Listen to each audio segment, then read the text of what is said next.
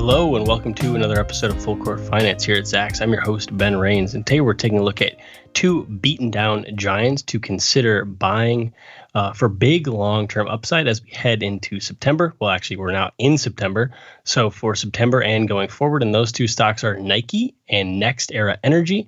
But before we get into everything, remember to subscribe and leave a review wherever you listen to your podcasts, and make sure to check out our Zacks.com/promo page for a look at some of our services, portfolios, and more.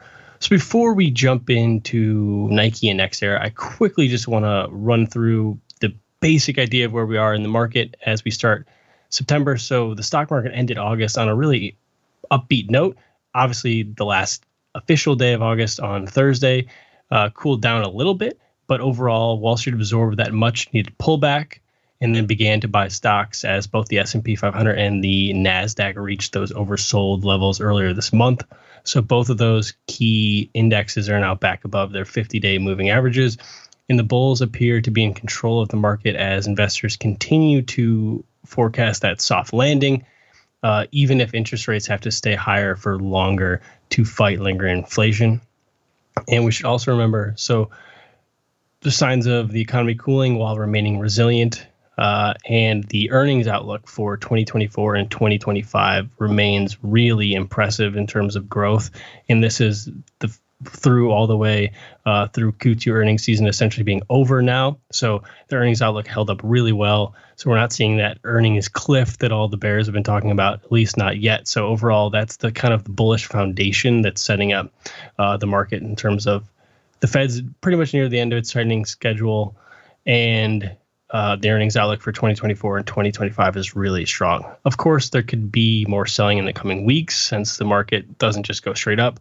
But 2023 in the last 3+ years have kind of proven how difficult it is to time the market. Exactly. So today we're going to explore two beaten down stocks from different industries that investors might want to buy now for long-term upside. So just right off the bat, before we get into everything, I want to show that NextEra is down about 21% over the last year, and this is versus the S&P 500. It's 15% climb, with Nike down around 3% over last year.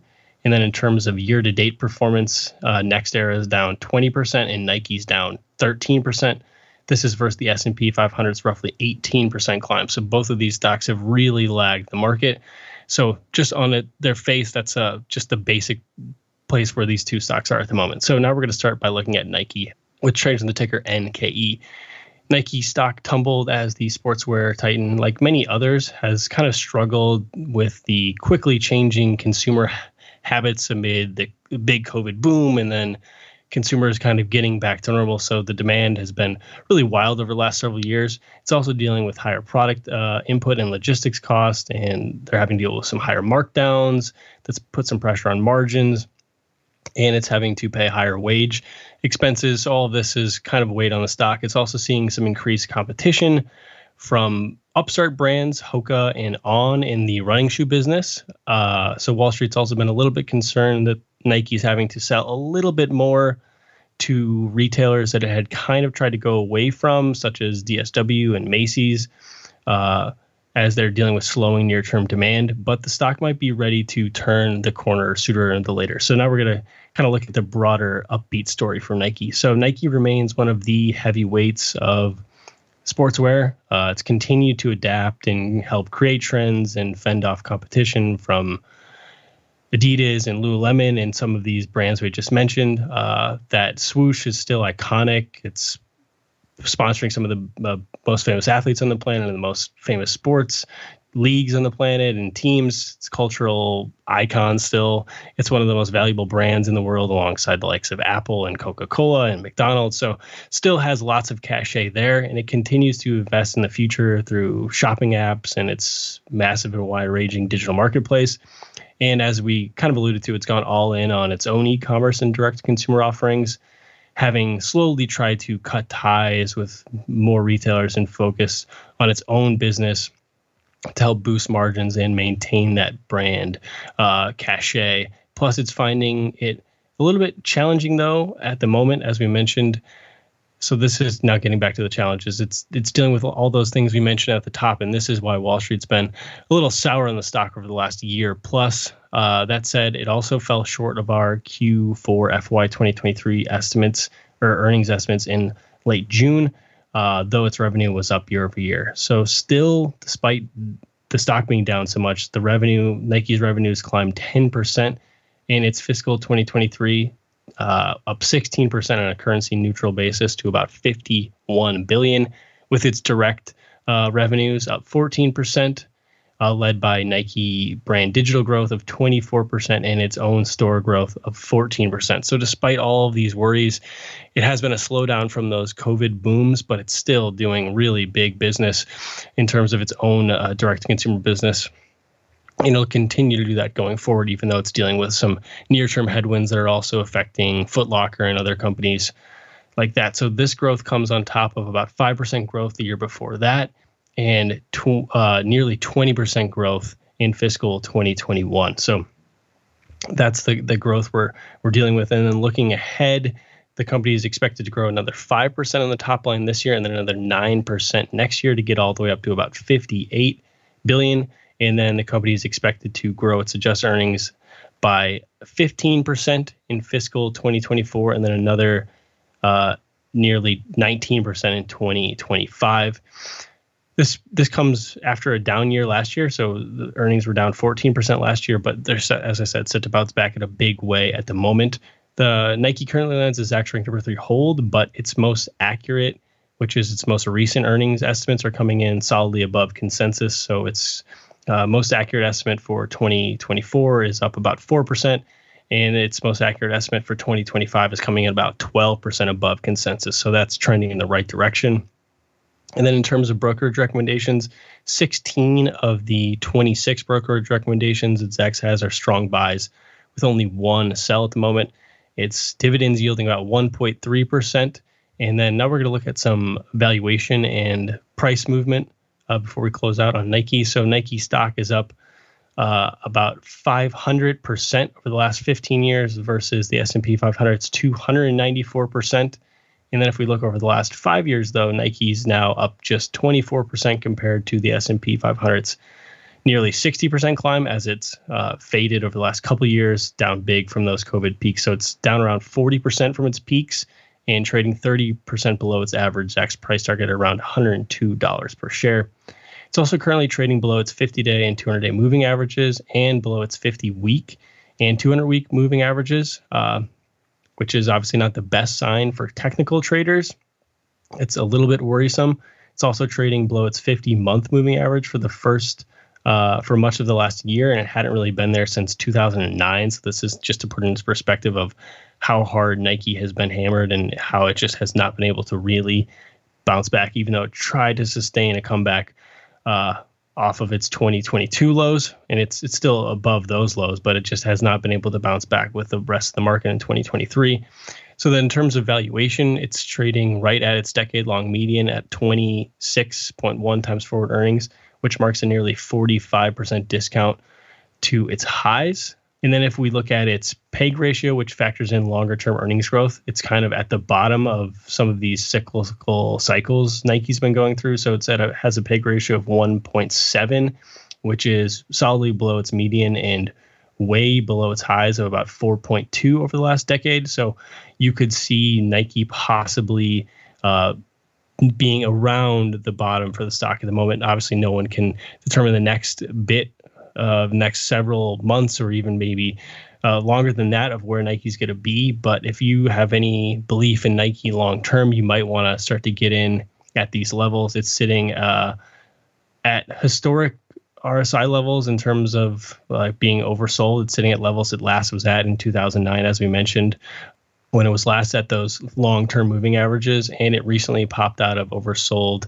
RSI levels over the last week plus. So, as I said, maybe people don't want to get back into Nike until they see more sustained signs of a comeback. But if you can deal with some possibility of more volatility and selling in the near term, certainly worth considering putting Nike at least on your watch list in September and beyond. And the next stock we're looking at today is NextEra Energy, which trades on the ticker NEE. The company operates one of the largest electric utilities, which is Florida Power and Light in the United States, and it's one of the biggest producers of wind and solar energy on the planet. NextEra is also a battery storage leader, and it's exposed to the potential long-term upside of nuclear power.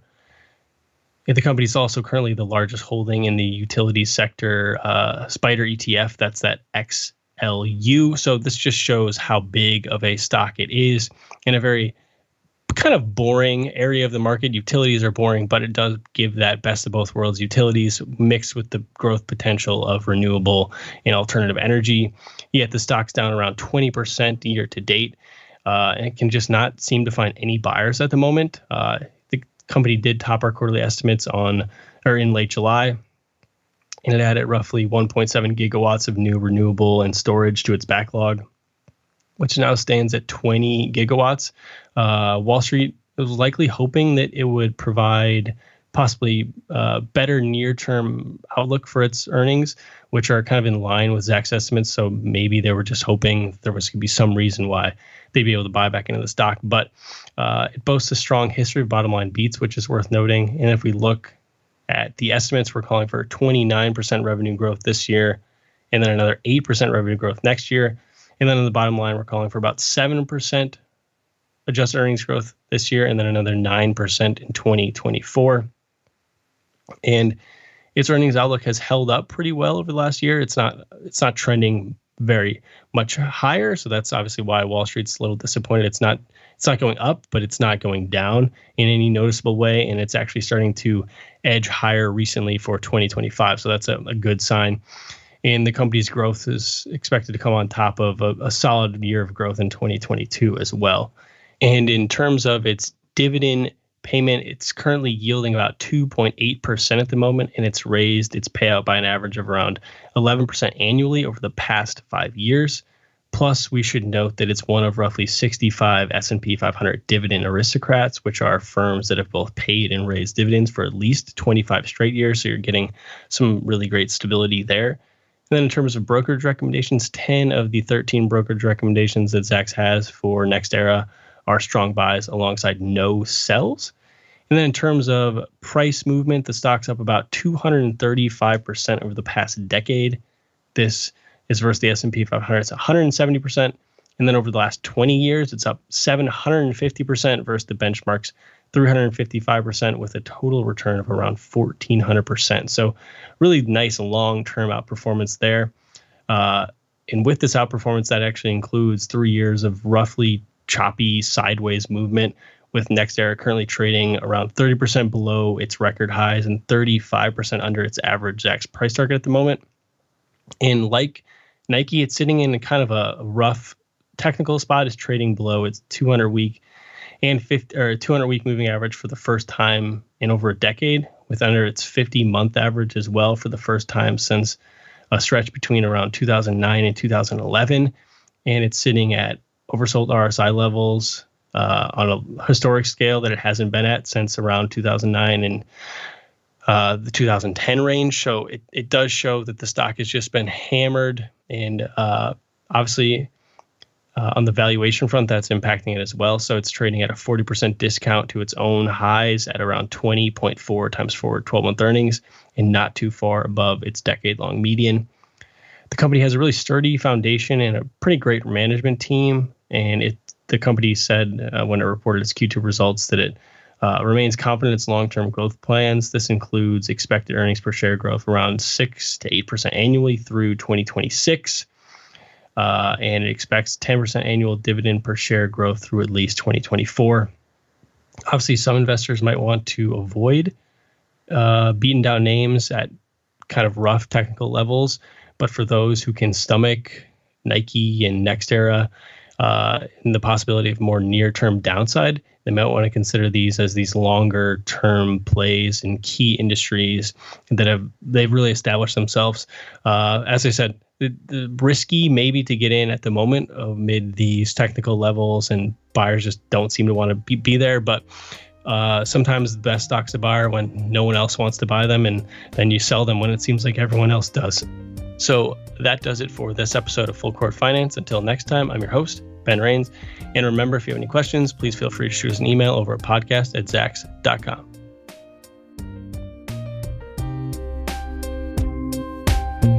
This material is being provided for informational purposes only, and nothing herein constitutes investment, legal, accounting, or tax advice, or a recommendation to buy, sell, or hold a security. Do not act or rely upon the information and advice given in this podcast without seeking the services of competent and professional legal, tax, or accounting counsel. Publication and distribution of this podcast is not intended to create, and the information contained herein does not constitute an attorney-client relationship. No recommendation or advice is being given as to whether any investment or strategy is suitable for a particular investor. It should not be assumed that any investments in securities, companies, sectors, or markets identified and described were or will be profitable. All information is current as of the date herein and is subject to change without notice. Any views or opinions expressed may not reflect those of Zacks Investment Research as a whole.